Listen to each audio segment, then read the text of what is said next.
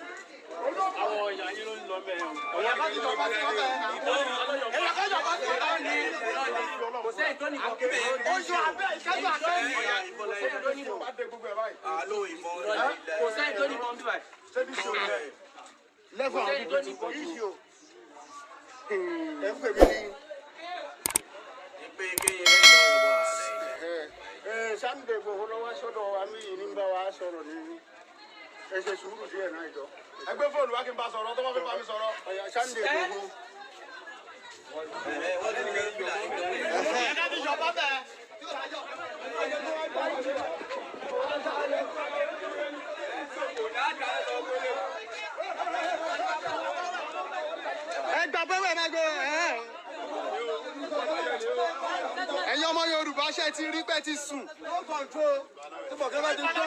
ṣe rí pé sùn ìbọn tí aláyé mi gbà lọ́wọ́ pé ó fẹ́ bá Sẹ́ríkì wọn sọ̀rọ̀ lára àwọn ọmọ Sẹ́ríkì wọn lọ gbébọn jáde.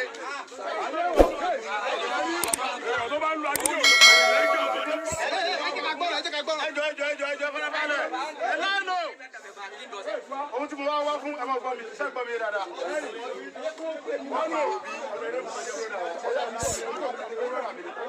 ẹni máa yìnbọn kí ló dé bẹ́ẹ̀ ilé bọ́ọ̀rẹ́ farabalẹ̀. ìgbà tí wọ́n pa bàtà ìtàn wọ́n tún mú àlàjì àwọn tó pa.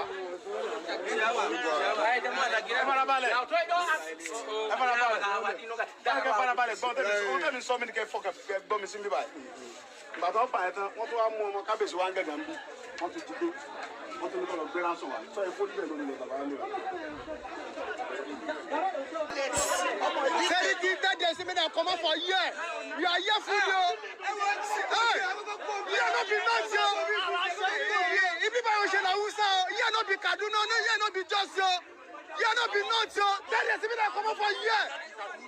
You are not be Kaduna. Ilẹ̀ Yorùbá lélẹ̀. Bá a ṣàwọ̀ everybody. Àbáyé yà ifẹ̀ pàjẹ́ ni. Sẹ́ríkì tẹ́jẹ̀ náà. Sẹ́ríkì tẹ́jẹ̀ náà mi náà come out for here. Yana ilẹ̀ Yorùbá no be na Hausa no be North. Ogun máa pàyà gbogbo yín ni. Ogun máa pàyà gbogbo yín ni. Ilẹ̀ Yorùbá ni bíbá ẹ̀ kò ṣe la Hausa. Àbáyé fẹ́ bàjẹ́ ni. Ilẹ̀ Yorùbá ni bíbá ẹ̀. Ilẹ̀ Yorùbá la wà. Sẹ́ríkì control your people or else. Bẹ́ẹ̀ sọ̀rọ̀ lọ́wọ́ ẹ̀ fọ́gí mọ́. Ó yẹ sùn sẹ́yìn.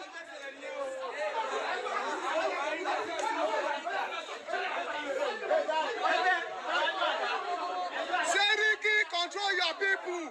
Sẹ́ríkì ilẹ̀ Yorùbá la wà no be ilẹ̀ Hausa no be North. Ẹ ti jẹ́ tán. Ẹ ti jẹ́ tán. Sẹ́ríkì control your people.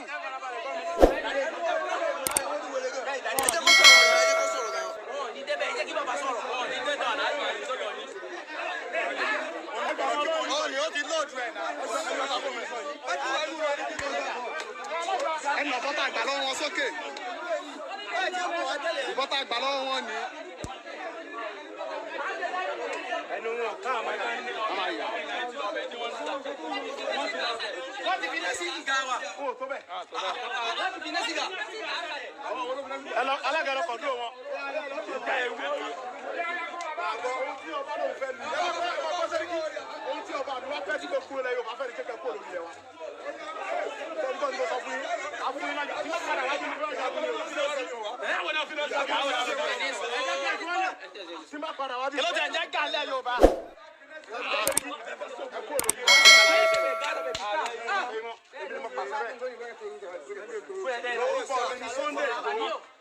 ẹ lè wà lórí ilẹ̀ wa ń bí kọ́mọ jẹ́ ọgbẹ́ kọ́mọ níta mọ́ wa. kí ni mo sọ fún yín yẹn ẹ kú olórí ilẹ̀ wa. Sẹ́fínì. Naso. Sẹ́ríkì ẹgbẹ́ mi dáadáa. Mo fún yín ní a week ogún mo fi bọ́ra fún yín. Lẹ́yìn eléyìí tí bá padà mọ́ ajagun pẹ̀lú mi. Tí bá padà wá bí mọ́ ajagun. Ọ̀sẹ̀ kan lè wí ọ̀sẹ̀ kan. A week. Ọ̀sẹ̀ kan. Ìyí tẹ̀ ṣe tó. Ẹni máa kidnap àwọn bàbá wa náà. Ìyí tẹ̀ ṣe tó nílẹ̀ Yorùbá tó.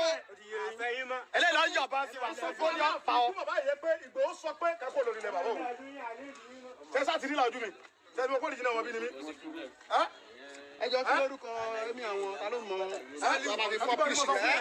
Mo fún yín ní nǹkan. Bàbá wa ṣe Sunday Igboho Adéyẹmọ ọmọ gidi Yorùbá wà pẹ̀lú Saliu. Saliu Emir Alhaji Saliu Emir tilẹ̀ Yorùbá. Ọ̀sẹ̀ kan. Lẹ́yìn ọ̀sẹ̀ kan.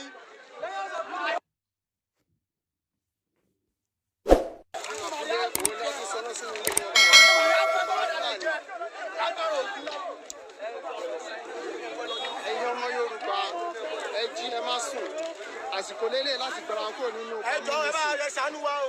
ẹ dìde ẹ jẹ́ ká fọwọ́sowọ́pọ̀ kí a lè bọ́ nínú oko ẹrú tí àwọn bòròró Fúlàní tó kó wa sí gẹ́gẹ́ tí bàbá wa ṣe Sunday Igboho Adéyẹmọ ti sọ láti jọjọ́ pé ẹ̀yin ọmọ Yorùbá àsìkò ti tó ilé ti yá ẹ dìde.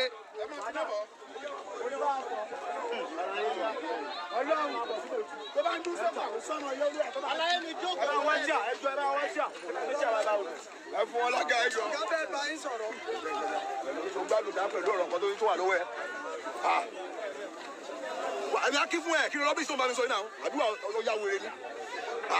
Báwo ló ti máa ń sọ kí ló máa ń ṣe ẹ̀?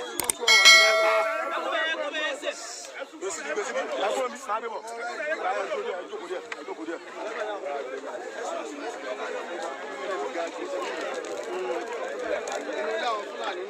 Wọ́n fẹ́ ṣe kí ni o?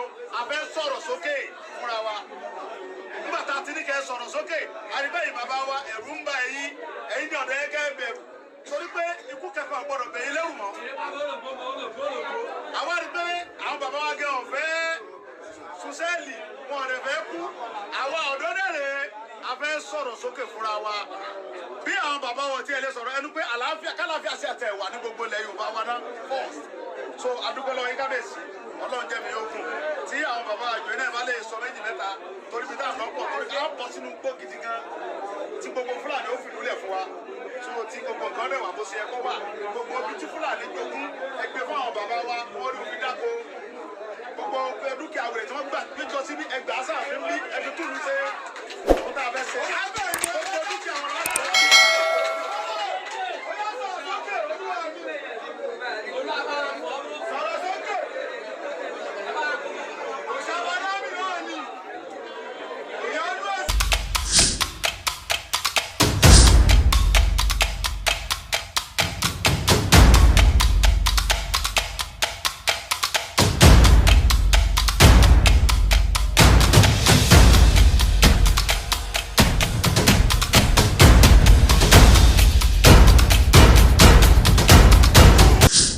For your quality outfit like corporate wears, turkey wears, corporate shoes, sneakers, designers bag and shoes, glasses and human hair to grace that event and celebration, contact Fresh Collection, a class and style, a place of sure beauty, very affordable, a quality outfit that gives your money value. Start your bookings now. Delivery is reliable and sure. Fresh Collection, a place of sure beauty.